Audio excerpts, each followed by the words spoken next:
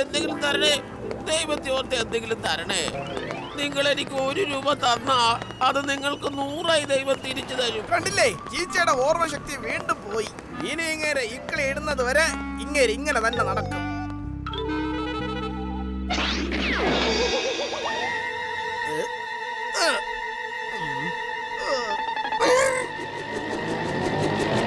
വരൂ ചീച്ചേ, നിങ്ങൾ വന്നത് ബാങ്ക് മോഷ്ടിക്കാനോ പിച്ചെ എടുക്കാനോ?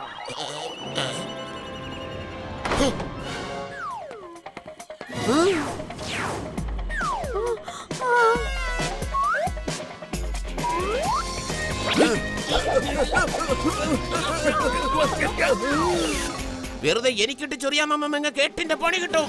വേഗം കൈരണ്ട് മുകളിലേക്ക് പൊക്ക്. നിൽക്കുന്നോടത്തുനിന്ന് നനഞ്ഞു പോകരുത്. അത് കൊള്ളാലോ ടങ്ക ഡോൾക്കി. എന്നാ കിടിലൻ ഡയലോഗായിരുന്നു അത്. എന്റെ സാറേ, ഒരു തവണ കൂടെ പറയൂ പ്ലീസ്. മണ്ടത്തരം പറയാതോ, ഇത് കവിതാ സമ്മേളനമൊന്നുമല്ല. ഞാനിവിടെ കൊള്ളയടിക്കാടോ, അതായത് ബാങ്ക് റോബറി. മര്യാദക്ക് കൈ പൊക്കി നിൽക്ക്. എടോ ക്യാഷറെ, ഈ ബാങ്കിലെ എല്ലാ പണവും എന്റെ ബാഗിലേക്ക് ഇട്. പറഞ്ഞത് കേട്ടില്ലേ? വേഗം.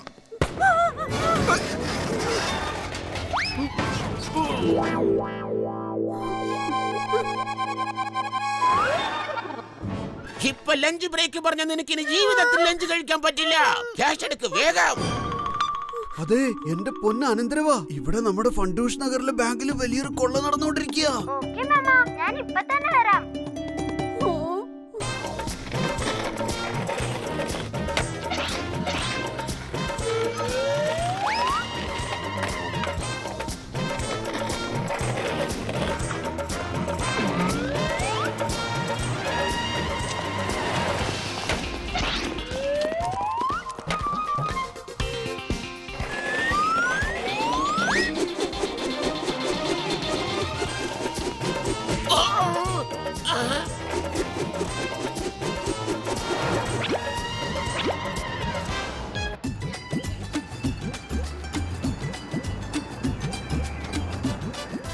അതെ അമ്മാവാ, നിങ്ങളുടെ അനന്തരവൻ എപ്പോ വരും? സോറി കോച്ചി അങ്കിൾ, എത്താൻ കുറച്ച് ലേറ്റ് ആയി പോയി.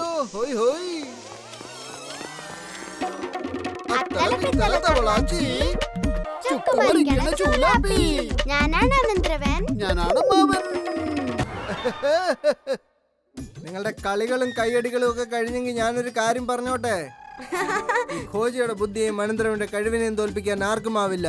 നിങ്ങൾ ആ മെഷീൻ കണ്ടില്ലേ? ഞാൻ ഈ മെഷീൻ വെച്ച് നമ്മുടെ അനന്തരവന് വേണ്ടി ഒരു കിടിലൻ ക്യാപ്സ്യൂൾ ഉണ്ടാക്കിയിട്ടുണ്ട്. ഇത് കഴിച്ചു കഴിഞ്ഞാൽ ഇവന്റെ ശരീരമൊക്കെ ഇരുമ്പ് പോലെ ബലമുള്ളതാകും. ഇന്നാ പിടിച്ചോ, ഈ ക്യാപ്സ്യൂൾ അങ്ങോട്ട് കഴിക്കേ. പക്ഷേ ഈ മരുന്ന് കുറച്ചുകൂടെ പെർഫെക്റ്റ് ആവാനുണ്ട്. കാരണം ഈ ക്യാപ്സ്യൂളിന്റെ പവർ കുറച്ച് കഴിയുമ്പോൾ അങ്ങ് തീർന്നു പോകും. എന്നിട്ട് നീ പഴയതുപോലെ ആവുകയും ചെയ്യും. ഇത് എന്തൊക്കെയാ ഉപയോഗിച്ചാ ഉണ്ടാക്കിയിരിക്കുന്നേ? ഇതുണ്ടാക്കാൻ വേണ്ടി ഞാൻ 10 കിലോ സ്വർണം, 20 കിലോ വെള്ളി, 5 കിലോ ഡയമണ്ട് ഇതെല്ലാം കൂടി മിക്സ് ചെയ്ത് ഈ മെഷീനകത്തേക്ക് കിട്ടും. അത്രേ ഉള്ളൂ. അപ്പൊ തന്നെ ഒരു കിടിലൻ ക്യാപ്സ്യൂൾ ഉണ്ടായി പുറത്തേക്ക് വന്നേ. ഒന്ന് സൂക്ഷിച്ച്. അയ്യോ, ക്യാപ്സ്യൂളിന്റെ പവർ കുറച്ച് കൂടി പോയെന്നാ തോന്നുന്നേ. എന്റെ അനന്തരവൻ ഇരുമ്പ് പോലെ ഭയങ്കര ബലമുള്ളതായല്ലോ. ഭാരം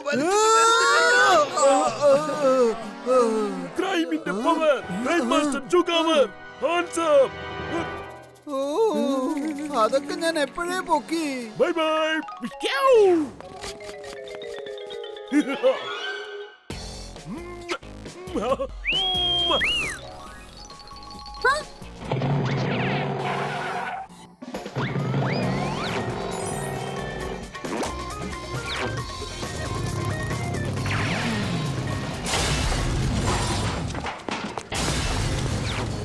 എടാ പൊന്നുമോനെ, എന്നെ ഒറ്റക്കിട്ടിട്ട് പോവാതറോ.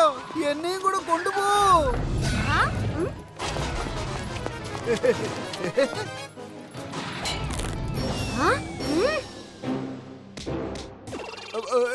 എടാ മോനെ, നീ എന്തായി ചെയ്യുന്നേ? ഒന്ന് നിക്കടാ. എടാ പോലെ പറയുന്നേക്ക്. അനന്തരവാ, ഒന്ന് നിക്കടാ.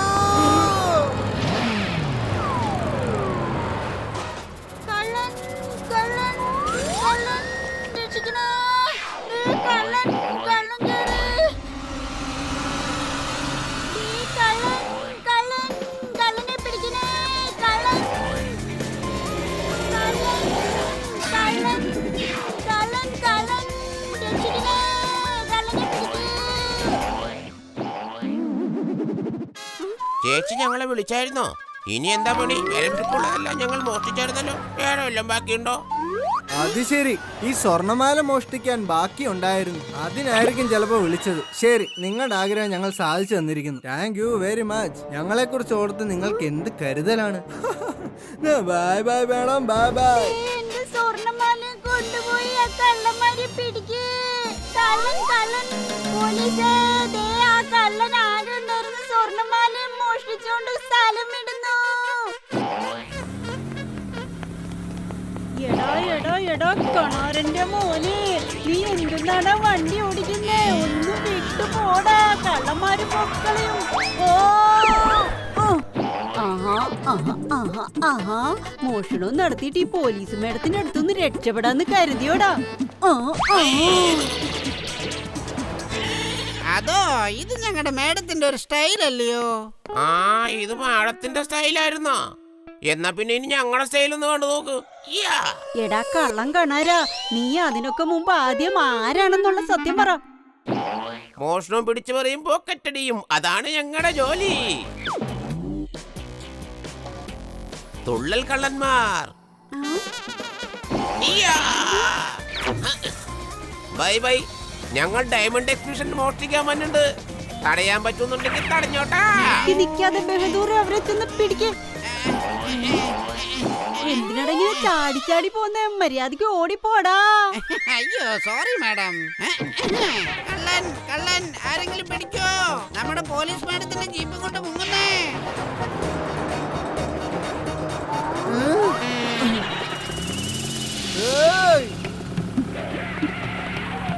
അല്ലയോ പ്രിയ തസ്കരന്മാരെ, മര്യാദക്ക് ഞങ്ങളുടെ പോലീസ് മേഡത്തിന്റെ ജീപ്പ് ഞങ്ങളുടെ കയ്യിൽ തന്നേക്ക്, കേട്ടല്ലോ?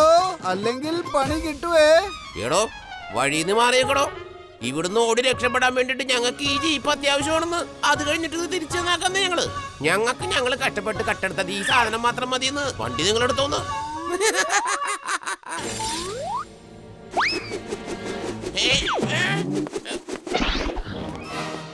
ഞങ്ങൾ ഒന്നിട്ട് കഴിയും.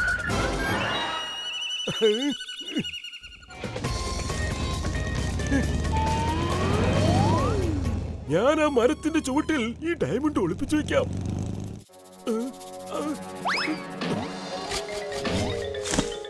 അയ്യോ പണിപ്പാളി, നമ്മുടെ ഡയമണ്ടിന്റെ കിഴി ആ വീട്ടിലേക്ക് തെറിച്ചുപോയി. എടാ പൊട്ടൻ കണാരാ, ബഹദൂറെ ബ്രേക്ക് ചവിട്ട്.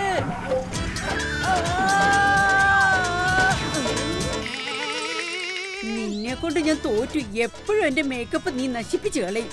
എടാ ബഹദൂരെ, വേഗം ചെല്ല്. മാഡത്തിന് വേഗം മേക്കപ്പ് ചെയ്യുക, അല്ലെങ്കിൽ നിന്റെ ജോലി പോവും, കേട്ടോ? ടിഷ്കിയോ. ടക്ക് ടിക്ക്, ടക്ക് ടിക്ക്, ടക്ക് ടിക്ക്. മാമ, എത്ര നാളായി പോയിട്ട്? ഒരാഴ്ചയായി. ശരി, നാളെ എന്തായാലും വന്നേ പറ്റൂ. വരുമ്പോ മാമയും കൊണ്ടുവരണേ. ബൈ. അത് വീണിരിക്കുന്നത് ഈ അമ്മാവാനന്തരന്മാരുടെ വീട്ടിലാ. നമ്മുടെ ഭാഗ്യം കൊണ്ട് പക്ഷെ അമ്മാവൻ ഇവിടെ നാട്ടിൽ പോയിരിക്കുക. എന്റെ എഞ്ചിന്റെ കാർബറേറ്ററിൽ ഒരു ഐഡിയ തൂക്കി കിടപ്പുണ്ട്, വേണമെങ്കിൽ എടുത്തോ.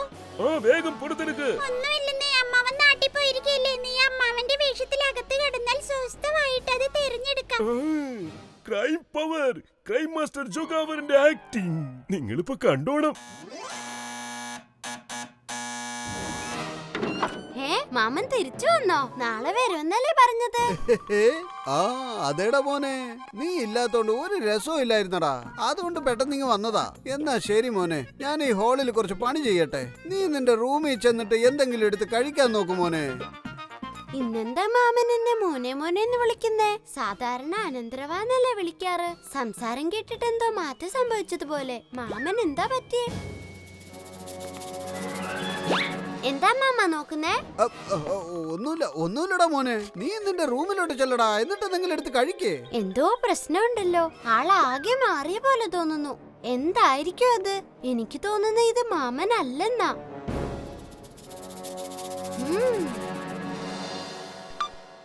Hello mama. എന്താ കാര്യം? മാമ വേഗം വീട്ടിലേക്ക് വാ. I am missing you. അത് ശരി, മിസ്സിംഗ് മീയോ? I am also missing you അനന്തരവാ.